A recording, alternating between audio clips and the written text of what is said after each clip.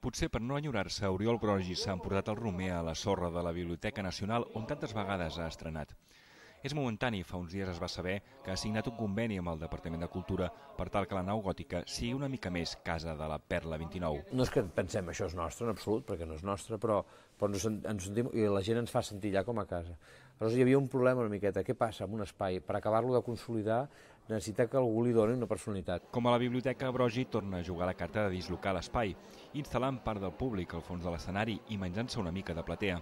Diu que els espectadors de l'escenari són els que més viuran l'impacte d'Incendis, una obra que no dubta en qualificar de clàssic contemporani. Un parell de bessons escolten les darreres voluntats de la mare, Nawal, una dona que va estar anys en un llarg i inexplicable silenci. No vol sepultura normal, no vol làpida, i té una missió per als fills. Aquesta obra no és per a tu, és per al teu pare, el teu i el del Simón. Troba. A partir d'aquí, el joc escènic ens descobreix la història de Nawal i de les dones que l'han precedit, perquè les dones sotmeses al destí són les heroïnes d'aquesta epopeia. Les mares estan enfadades amb les seves mares, hi ha una ràbia per coses que ens hem passat com a herència a les dones, i ella diu, cal trencar la cadena, aprèn a llegir i escriure, aprèn a dir que no. Aprèn. És l'única oportunitat que tens de no semblar-te a nosaltres.